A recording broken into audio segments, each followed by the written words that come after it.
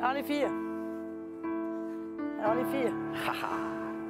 je voulais vous parler aujourd'hui de la souffrance animale. Les animaux, nous les aimons, ils sont un élément essentiel de notre vie quotidienne, un élément essentiel d'affection de la vie quotidienne des Français. La contrepartie, c'est que nous devons avoir une attention toute particulière pour le bien-être animal. Il en va de l'image que nous nous renvoyons en réalité à nous-mêmes. Bien entendu, ceci concerne peu les animaux domestiques, mais ceci concerne bien entendu beaucoup les animaux d'élevage. Que les choses soient très claires, j'ai visité moi des dizaines de fermes et j'ai rarement vu autant d'amour que celui que les éleveurs expriment à l'égard des animaux qu'ils élèvent.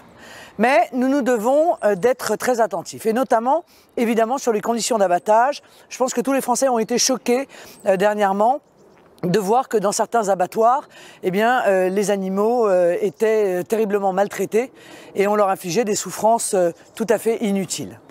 J'en ai discuté hier avec les vétérinaires que j'ai rencontrés au salon de l'agriculture et ils m'ont clairement indiqué que s'il y avait une absence de contrôle vétérinaire ou en tout cas une défaillance des contrôles vétérinaires, c'était parce qu'on ne se donnait pas assez les moyens d'obtenir un maillage du territoire et de pouvoir surveiller ainsi les abattoirs qui sont souvent des abattoirs de proximité. Alors nous mettrons en place les contrôles vétérinaires pour qu'il n'y ait pas un seul abattoir qui ne puisse pas être surveillé, vérifié et qu'on ne s'y assure pas du bien-être ou en tout cas du bien-être minimum des animaux que l'on abat.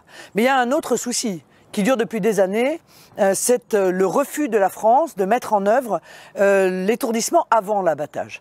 Certains pays le font depuis plus d'un siècle et nous sommes à la traîne. Pourquoi ? Pour, je crois, des considérations électoralistes. Alors il faut, encore une fois, immédiatement mettre en place l'étourdissement avant l'abattage parce que, évidemment, ça évite des souffrances qui sont des souffrances inutiles. J'ai presque envie de vous dire aussi que le projet économique qui est le nôtre, qui est l'économie de la proximité, permettra évidemment de limiter la souffrance des animaux. Parce que souvent la souffrance des animaux, et notamment des animaux d'élevage, s'effectue durant les transports. Plus il y a de transports, plus les distances sont importantes et plus les animaux souffrent. Alors il faut reconstituer un maillage territorial avec des abattoirs de proximité et il faut éviter aux animaux d'être obligés d'être transportés dans des conditions qui sont toujours terriblement éprouvantes et même, il faut le dire, parfois cruelles. Enfin, on ne peut pas parler du bien-être animal sans évoquer les expérimentations, notamment dans les laboratoires. Il faut évidemment, tant que l'on peut le faire, éviter d'avoir recours à des animaux pour les expérimentations animales. Nous avons maintenant beaucoup évolué sur le plan de la science et on peut, dans beaucoup de cas, se priver de ce recours qui, évidemment, heurte toujours les amis des animaux dont je suis.